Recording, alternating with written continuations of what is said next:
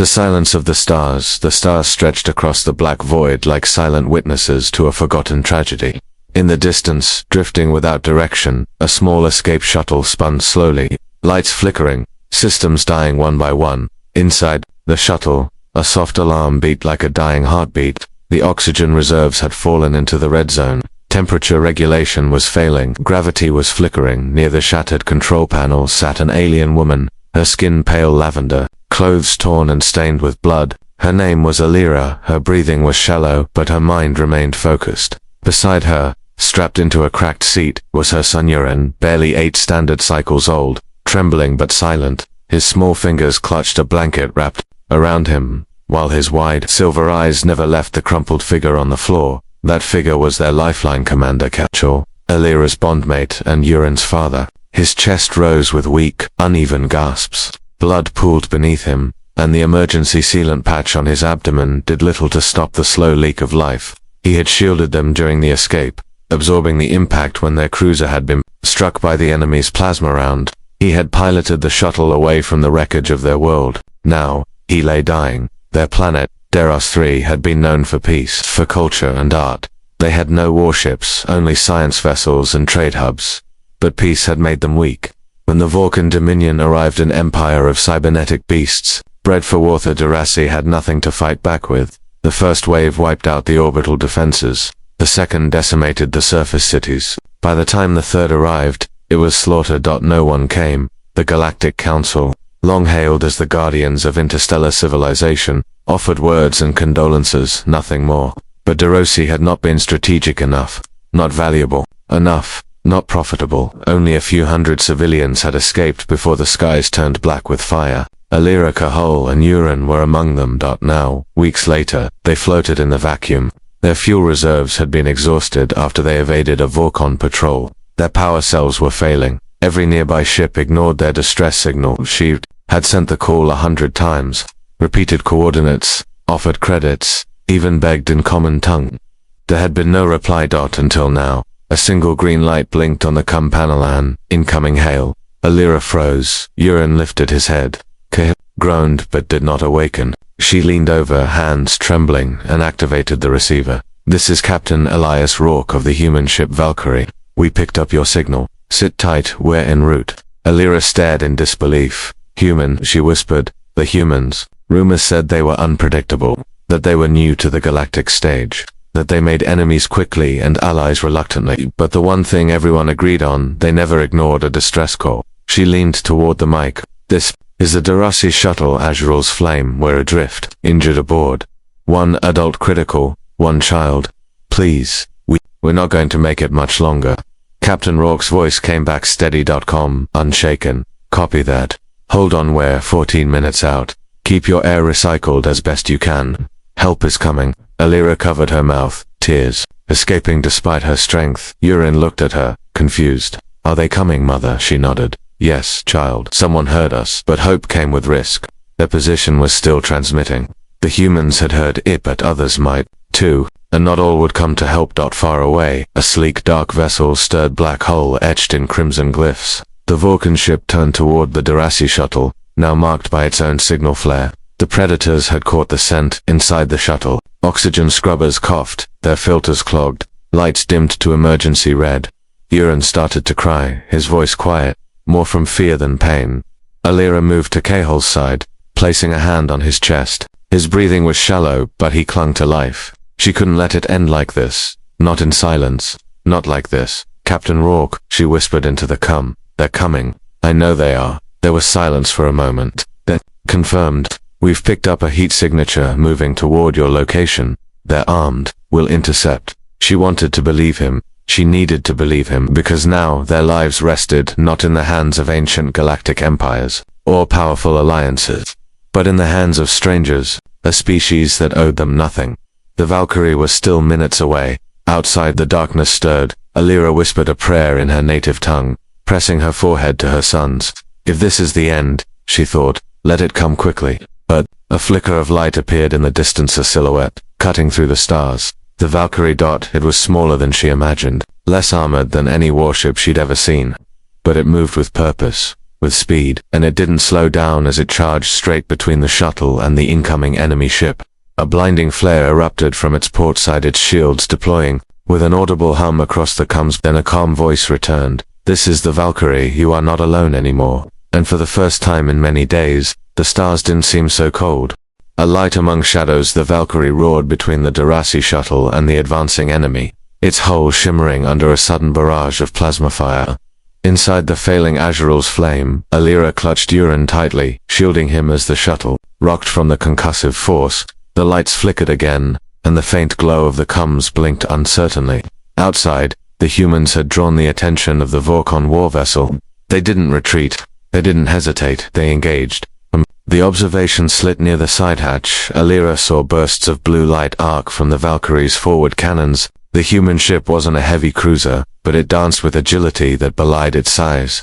Every move was calculated, every maneuver confident. The Valkyrie positioned itself not just to strike but to shield. Inside the shuttle, the air had thinned to the edge of breathlessness. Uran's lips had turned pale, and Cahol's chest barely rose. Alira crawled over to the console and keyed into the emergency sealant program. A mechanical hiss answered her action. Temporary pressure insulation, maybe buying them a few extra minutes. "Valkyrie," she gasped into the cum, her voice ragged. "We've got almost no air. I don't know how long we have." Captain Rourke's voice came back, grounded and unwavering. "Copy that, Narration shuttle. Our engineers are working on a focused transport lock. We're bringing you aboard. Just hold tight." But focused transport was risky. It required a strong energy signature from the receiving end, and the flame was barely holding on to consciousness. The onboard reactor was sputtering, and the signal strength was already degrading. The Vorkon ship, meanwhile, began circling, adjusting its trajectory with predatory purpose. They knew they had the humans outgunned. Alira turned to her son and crawled over, placing a weak hand on his cheek. "Just a little longer. Uran, they're coming." He nodded faintly, but his eyes fluttered shut. His small body trembled against her. She felt her heart twist in terror, not from the enemy outside but from the possibility that help had arrived too late. A new voice crackled over the sharp technical. "This is Chief Technician Wren from the Valkyrie. We've got a fix on 3 life signs. Power levels are too low for standard lock, recommending override with emergency evac protocol." Rourke responded immediately. "Do it. We get them out now or we lose them." A subtle whine built in the silence, a shimmer forming around the shuttle's crumbling floor. Alira looked up, dazed by the glow. Then it began, the pulse of molecular destabilization, the warm hum of human teleport tech.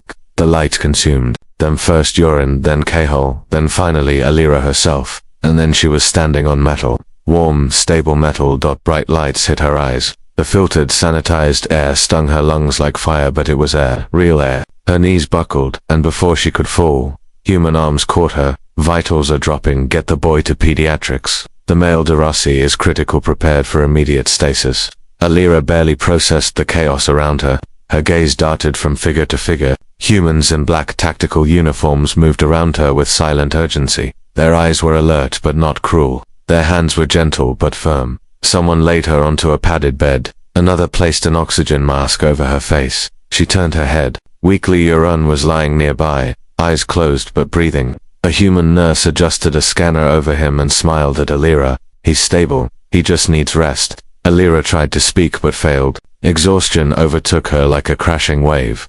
Captain Elias Rourke stepped into the medbay, tall and broad-shouldered, his uniform crisp but worn with battle. His expression softened as he looked over the new arrivals. "You're safe now," he said, his voice low, resolute. "You're on the Valkyrie." Alira gripped the edge of the bed. "Kehal ... My mate, he was hurt." "Badly," the captain nodded. "We're doing everything we can." Then he turned away, stepping into the command corridor as an alert chimed. "Vorkon ship is repositioning," his comms officer announced. "They're scanning us." "Let them scan," Rourke replied. "But keep shields at full. We bought time, let's not waste it." Back in the medbay, Cahol was suspended in a medical stasis field, his vitals displayed on a holographic screen. A human medic named Dr. Soren worked quickly, applying regenerative foam, injecting nanite therapies, and monitoring brain activity. Alira lay watching, heart pounding, as strange technology she didn't understand moved with fluid coordination to keep her bondmate alive. Despite her fear, she felt something growing inside her, something she hadn't felt in weeks. Hope. Hours passed. Urine woke, clinging to her tightly. The boy didn't ask where they were. He didn't need to. The hum of the engines, the movement of the humans, the warmth in the air, it was enough. They were not alone anymore. Later that cycle, Rourke returned. "You should rest," he said. "We'll escort you to a refugee station once we lose the Vulcan trail." Alira studied his face. "You didn't have to save us." Rourke shrugged. "Maybe not, but that's not how we're built." She nodded slowly. "Thank you. I don't have words." "You don't need them," he replied. Before turning away to face the stars again, in the shadows of the void, a light had appeared. A human ship outgunned, outnumbered, had chosen compassion over caution. And in that choice, lives had been saved, and the story had only just begun.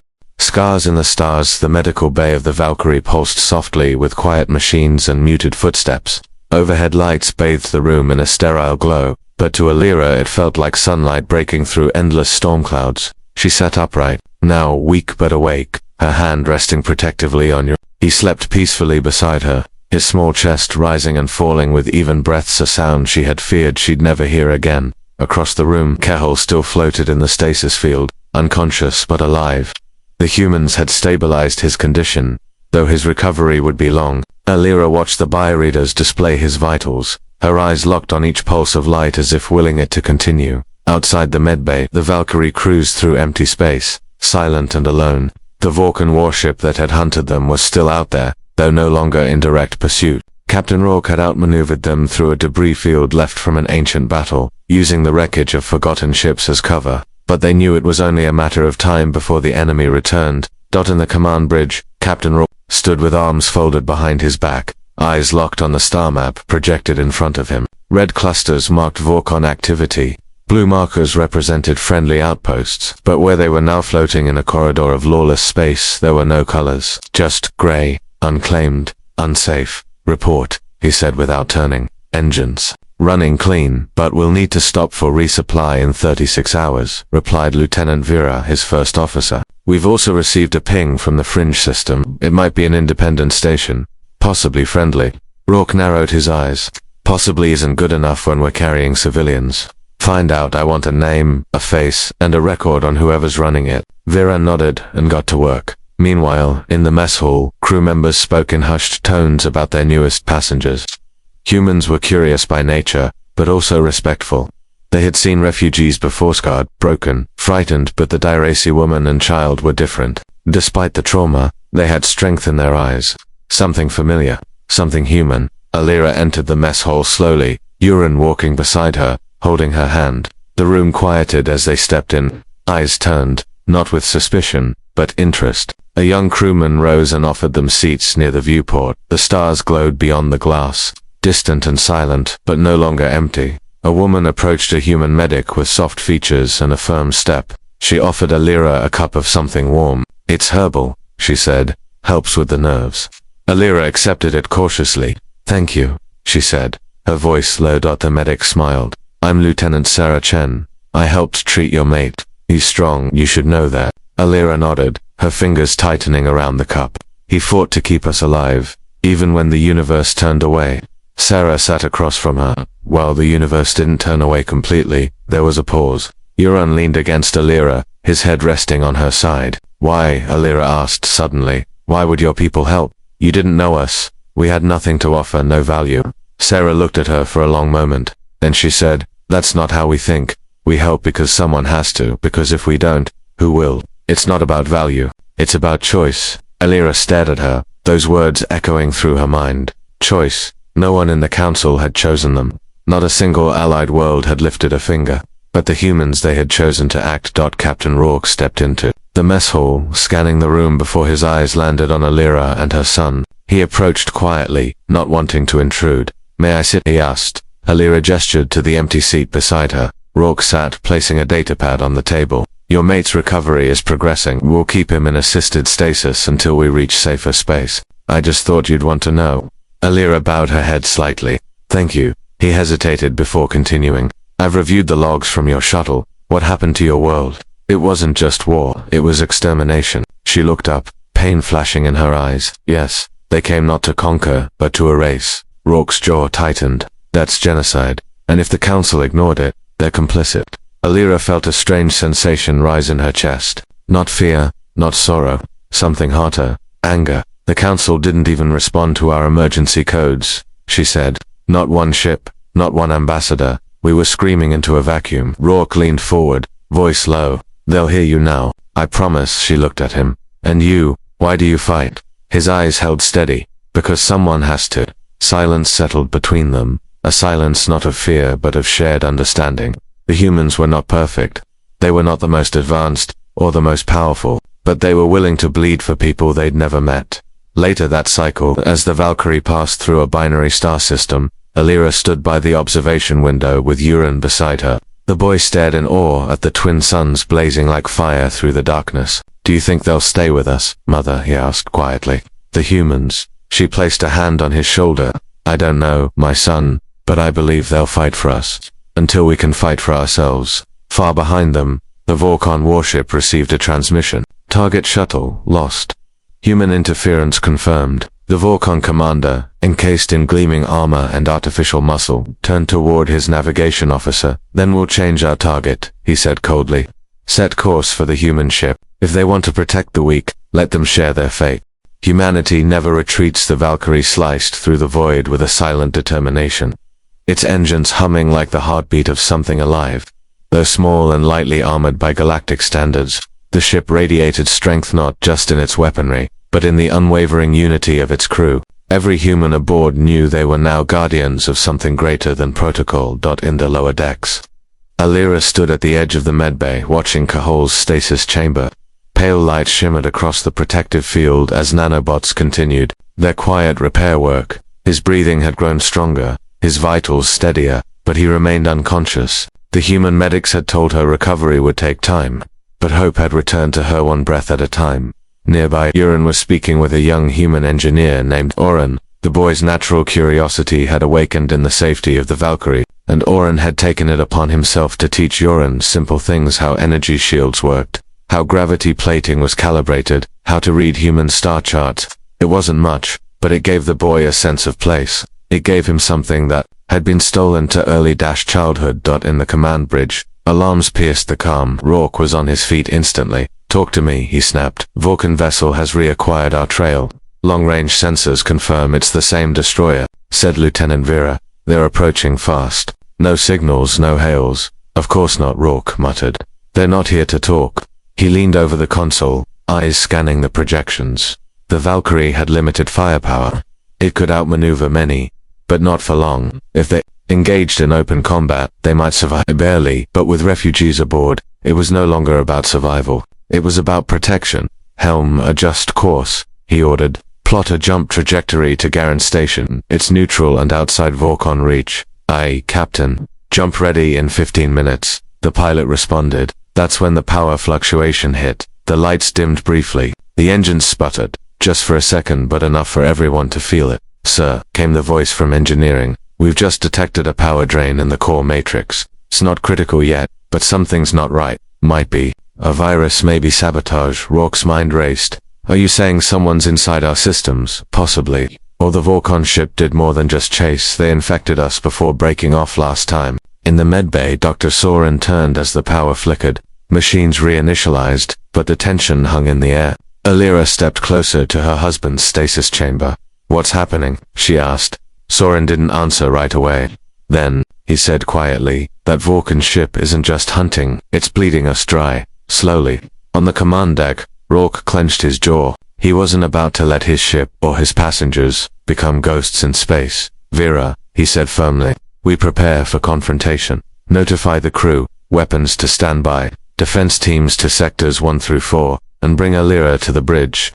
She might know something we don't. Within minutes, Alira stood before the glowing tactical display, watching the red dot representing the Vorkon destroyer close in. They won't negotiate, she said softly. They don't care who you are or what you want. If you protect us, you're their enemy. That much we figured, Rourke replied. But you escaped them before. Tell me how. She hesitated, then nodded. They depend too much on their automated targeting.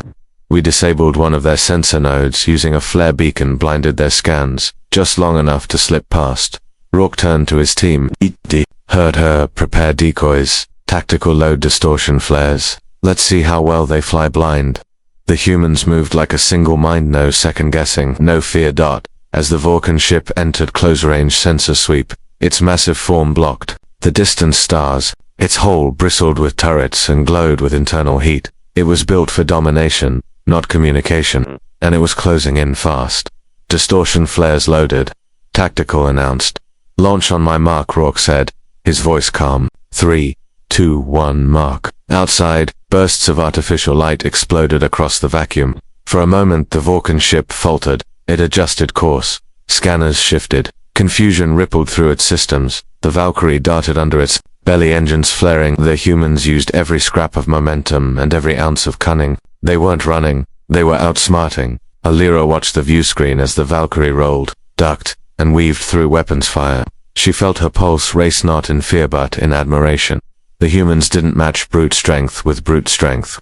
They danced with intelligence. They fought with precision. Aboard the Vulcan ship, rage surged. The Kaptuna half-synthetic monster known only as Threx slammed his metal claws into the control console. He snarled in machine tongue, demanding recalibrations, ordering torpedoes, but their advantage had been lost. On the Valkyrie, Rourke stood tall.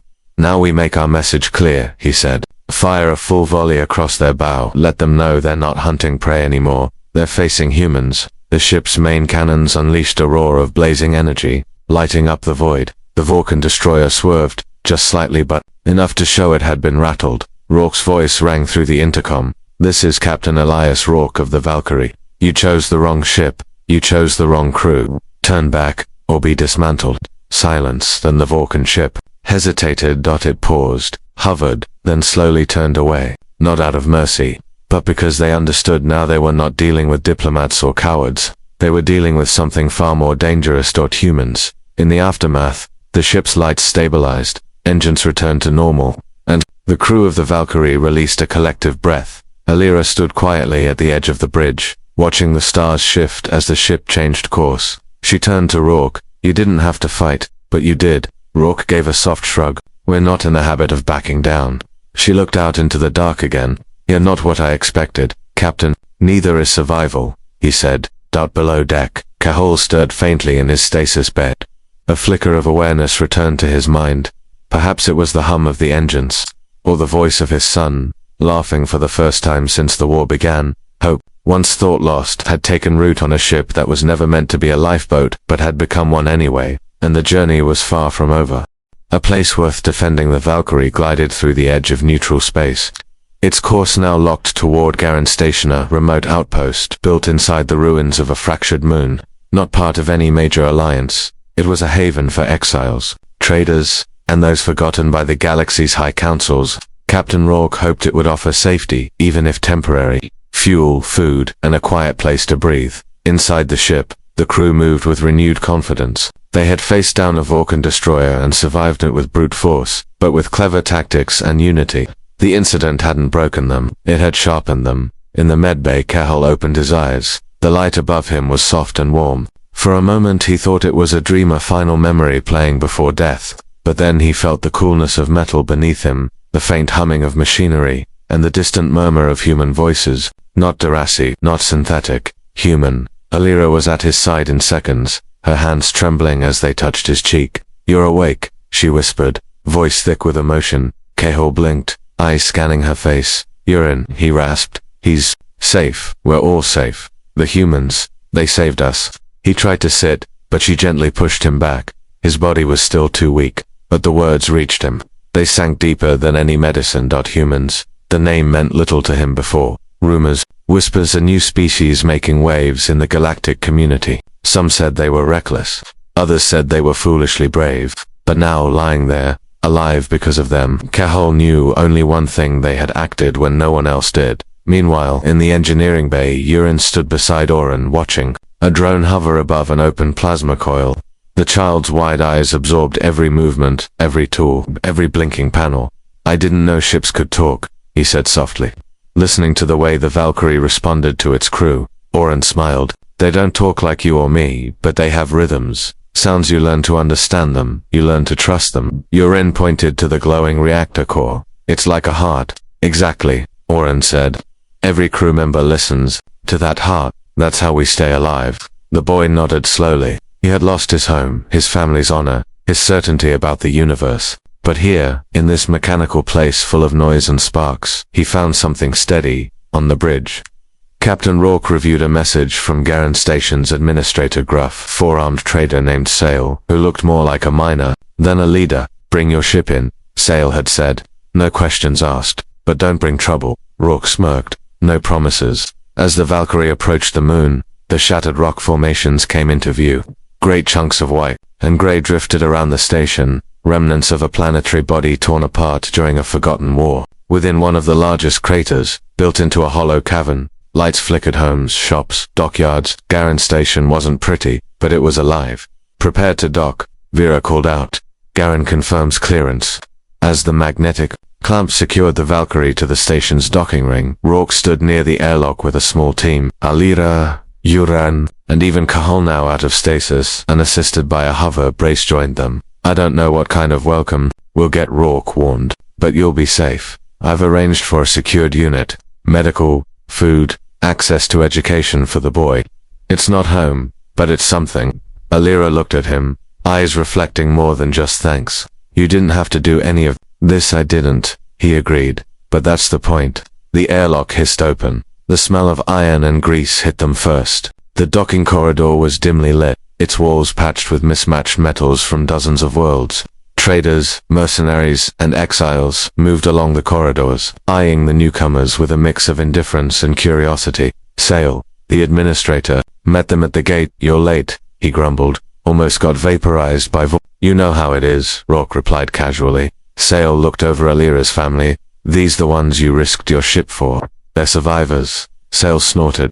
"You humans are either the dumbest species out here, or the most dangerous. We like to keep people guessing." With a wave of his hand, Sale led them deeper into the station. The DeRossi family was given a temporary shelter, a clean, quiet space with fresh food and a view of the stars through a cracked dome. It wasn't perfect, but it was theirs. Uran explored every corner, placing small objects around the room, pieces of memory, small toys Oren had given him, a chip with star maps, a folded human flag. It was a child's way of saying, "This is home, for now." Alira stood near the viewport watching the Valkyrie prepare for departure. She knew the humans couldn't stay. Their journey wasn't over. Their mission never truly stopped. Rourke came to say goodbye. "We'll check in when we can," he said. "But you're in good hands here." "You gave us more than safety," Alira replied. "You gave us a future." Rourke looked at her one last time. "Don't let the galaxy make you forget who you are, or what you survived." As the Valkyrie lifted off and drifted away from Garen Station, Euron waved through the viewport for a long time. He kept watching, even after the ship became a distant dot. "They're not just soldiers," he whispered. "They protectors." Kahal placed a hand on his son's shoulder. "And one day you'll be one too." The humans had done more than save a family. They had planted something in them, something powerful. Conviction. Far from Garen Station, the Vulcans regrouped, humiliated, furious. They analyzed every move, every signal, every flare that outsmarted them. Their conclusion was simple: humanity was no longer a species to ignore. They were a force that could not be calculated, only respected or feared. The fire we carry, the Valkyrie drifted beyond the moons of Garen, engines silent as it coasted through dark space on minimal power. Captain Elias Rourke stood alone in the command bridge, hands clasped behind his back, his eyes focused on the star trails outside the view window. There was no threat on the radar, no distress calls in the queue, yet the weight on his shoulders hadn't eased. Down below, on the station they'd just departed, a family was alive because of him. A child could sleep in peace, and two broken survivors had a second chance, not because of orders, or profit, or reputation, but because someone had chosen to care. It was a rare thing, Rourke knew, in this galaxy, to choose to care. The door behind him hissed open. Lieutenant Vera stepped in, datapad in hand. Preliminary scans from Garen Station's broadcast grid picked up a narrowband message. Rourke turned, eyebrows raised. Who sent it? She hesitated. No sender tag. But it was encrypted in an old Earth naval protocol. Someone used human codes. Rourke's expression shifted. Play it. She tapped her pad, and a distorted voice filled the room. Captain Elias Rourke. This is Commander Reese Carter. If you're receiving this, you're not just being watched, you're being baited. We intercepted fragments of a Vulcan command string. You're on their strategic board now. Not as a nuisance, as a threat. The transmission cut. Vera's face tightened. Sir, that message wasn't sent from Garen. It came from a satellite, deep in council-claimed space. Rourke nodded slowly. They're trying to isolate us. Vera looked uncertain. If what this Carter is saying is true, the Vulcans aren't chasing our refugee rescue. They're testing our limits. Seeing how far humanity will go, Rourke's voice was low. Then let's show them. Back on Garen's station, Alira felt something was wrong. Kehol could stand now, though he still walked with assistance. And Uran had made friends among the station's few children.